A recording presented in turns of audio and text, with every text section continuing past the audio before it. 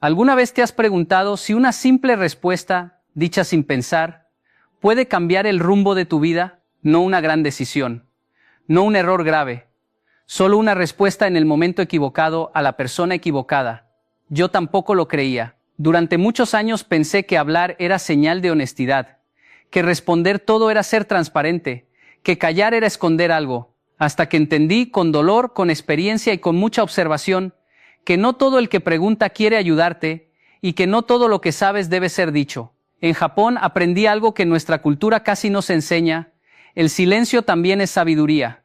Allá no se responde por impulso, no se habla para llenar el vacío, no se contesta solo porque alguien preguntó, y fue ahí donde entendí una verdad incómoda pero liberadora. Hay preguntas que, si las respondes, abren puertas que después no sabes cómo cerrar. No hablo de superstición, no hablo de miedo, hablo de principios. La Biblia lo dice con una claridad brutal en Proverbios. La vida y la muerte están en poder de la lengua. No dice a veces, no dice cuando gritas, dice en la lengua. Y eso significa que cada palabra es una semilla. Algunas dan fruto, otras abren grietas.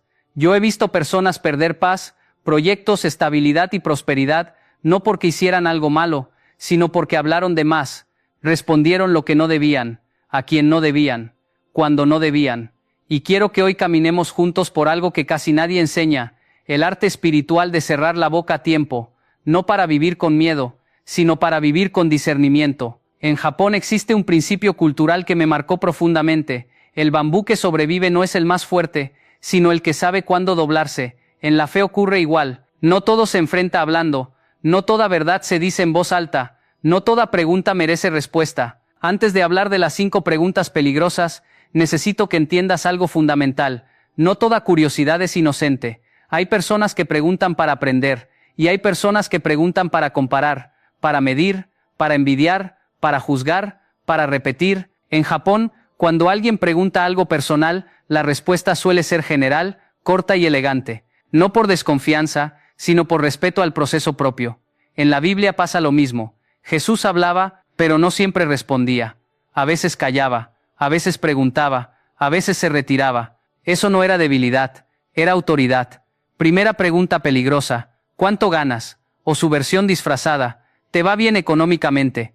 En nuestra cultura esto se pregunta como si nada. En Japón jamás. Allá el dinero es privado, no por vergüenza, por protección. Porque cuando expones tu economía, expones tu estabilidad, expones tu proceso, expones tu bendición.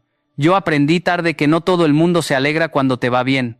Algunos sonríen, pero por dentro comparan, miden, desean. La envidia no siempre grita, a veces observa en silencio. Y cuando alguien con envidia recibe información, esa información se convierte en peso espiritual, en murmullo, en comentario, en juicio. No necesitas que alguien te maldiga explícitamente. Basta con que piense: ¿por qué él sí y yo no? En Japón hay un dicho que dice: el éxito se celebra en silencio, no porque no agradezcan, sino porque saben que no toda mirada es limpia.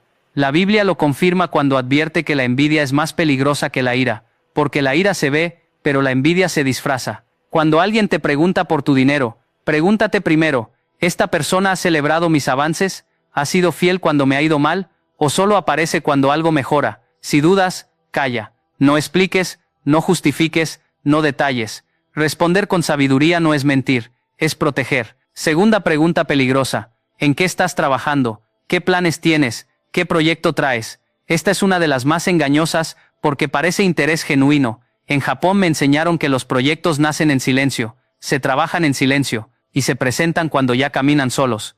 En nuestra cultura hacemos lo contrario. Contamos el proyecto antes de empezar, buscamos aprobación antes de convicción, opiniones antes de dirección. José lo aprendió por las malas, no porque el sueño fuera falso, sino porque lo contó antes de tiempo.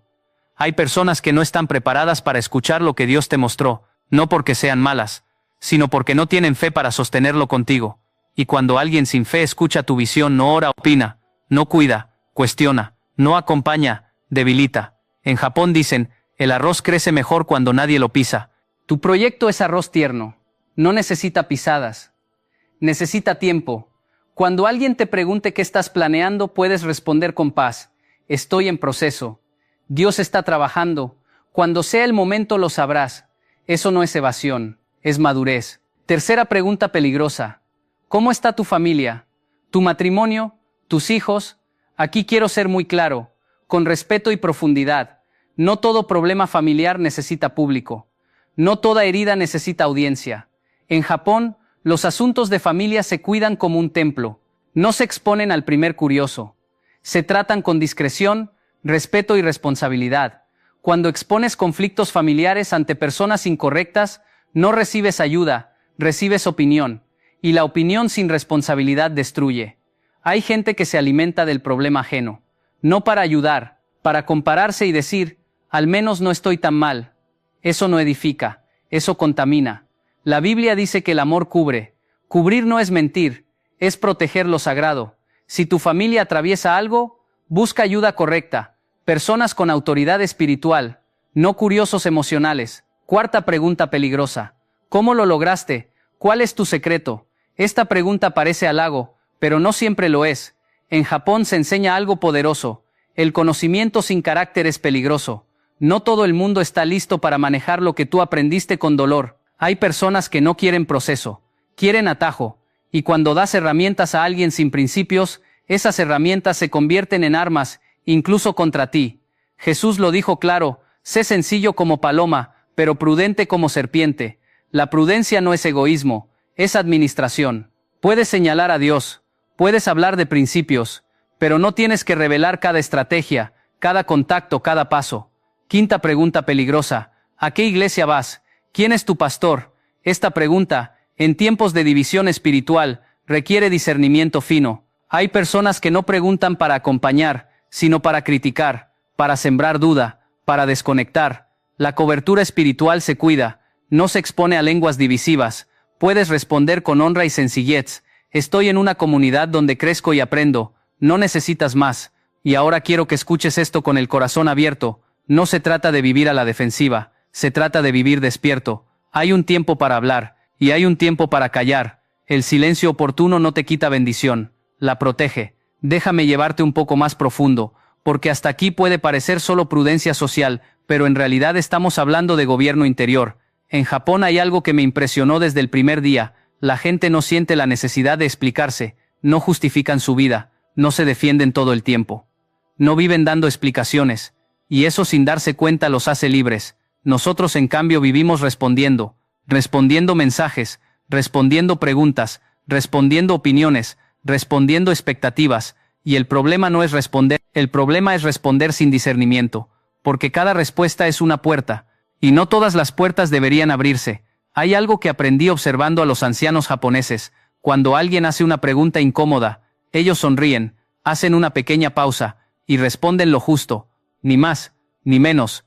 Eso no es frialdad, es sabiduría. La Biblia lo dice de otra forma, pero enseña lo mismo. El sabio mide sus palabras, no porque tenga miedo, sino porque sabe el peso de lo que dice. Ahora quiero que entendamos algo clave. No toda pregunta es una invitación de Dios a hablar. A veces es una prueba, a veces es un filtro, a veces es una trampa emocional. Y si no aprendes a distinguirlas, terminarás agotado, frustrado, y muchas veces estancado. Quiero detenerme un momento en algo que casi nadie relaciona con esto, la prosperidad. En Japón la prosperidad no se grita, se cuida. Allá no presumen aumentos, no publican logros financieros, no convierten su progreso en espectáculo. ¿Sabes por qué? Porque entienden que la prosperidad es frágil cuando se expone mal, no por superstición, por experiencia. Yo vi negocios cerrarse no por malas decisiones, sino por demasiadas bocas abiertas. Gente que habló de más, que contó cifras, que expuso procesos, que celebró antes de tiempo, y alguien escuchó, comparó, competió, interfirió. La Biblia lo dice sin rodeos. El que guarda su boca guarda su alma. Eso incluye tu paz, tu economía, tu familia, tu futuro. Ahora quiero que pensemos en algo incómodo, pero necesario. ¿Por qué sentimos la obligación de responder todo? Muchas veces no es educación, es inseguridad. Queremos agradar, queremos parecer abiertos, queremos que no piensen mal de nosotros, pero vivir para no incomodar a otros, termina incomodándote a ti. En Japón no existe la culpa por decir poco. Existe el respeto por el proceso. Allá entienden que explicar de más es una forma de debilidad. Y cuando lo miras espiritualmente entiendes algo más profundo. El enemigo no necesita que peques, le basta con que hables de más. Información es poder. Y cuando entregas información sin filtro, pierdes control. Por eso Jesús muchas veces no respondía, no porque no supiera, sino porque no era el momento ni la persona, ni la intención correcta. Silencio no es ausencia de verdad, es administración de la verdad. Ahora, déjame darte algo muy práctico, muy aplicable, muy real. A partir de hoy, cada vez que alguien te haga una pregunta personal, hazte 3 preguntas internas antes de responder. ¿Esta persona tiene autoridad espiritual o emocional en mi vida? ¿Esta información edifica o solo satisface curiosidad? 3. Responder ahora protege o expone.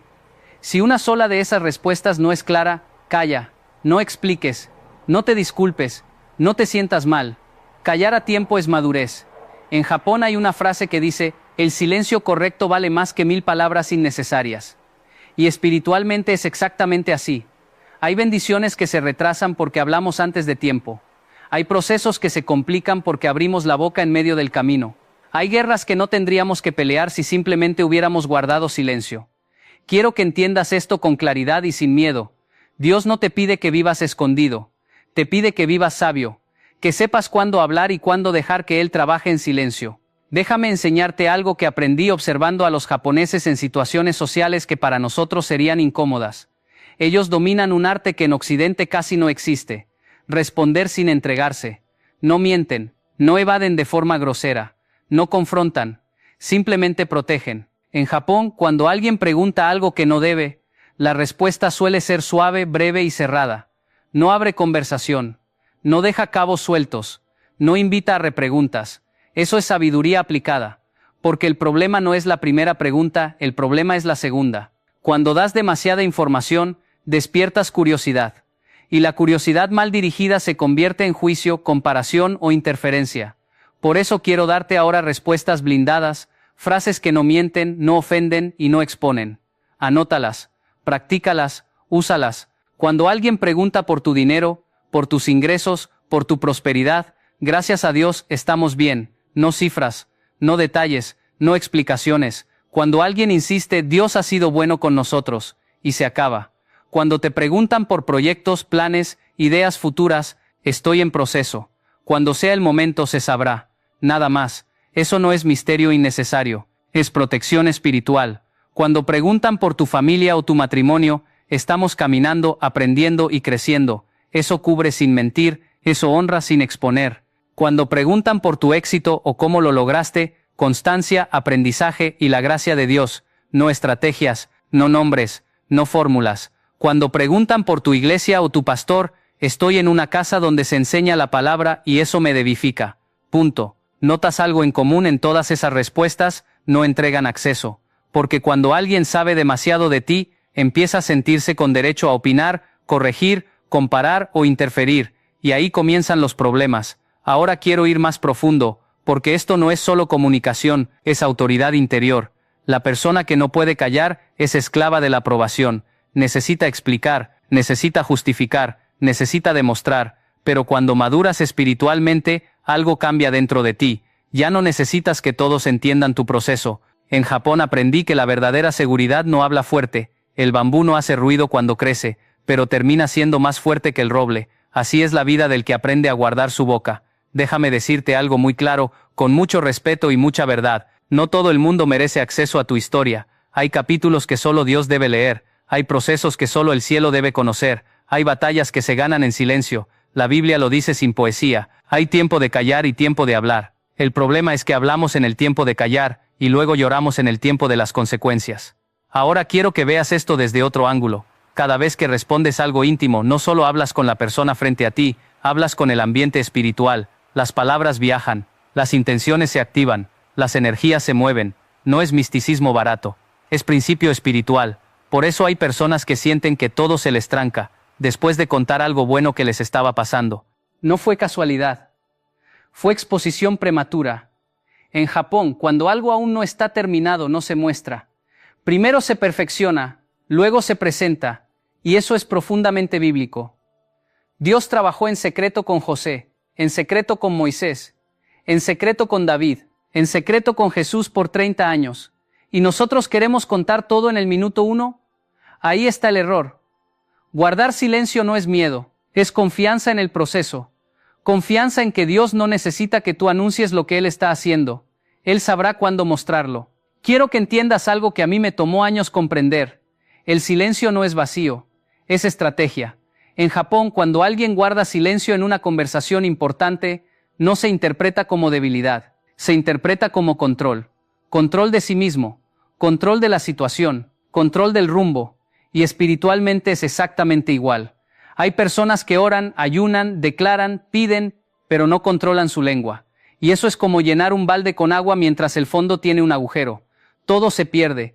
Yo he visto gente perder oportunidades laborales por hablar de más. He visto matrimonios deteriorarse por contar intimidades a la persona equivocada. He visto proyectos morir antes de nacer porque alguien los criticó y el corazón del que soñaba no estaba listo para soportarlo.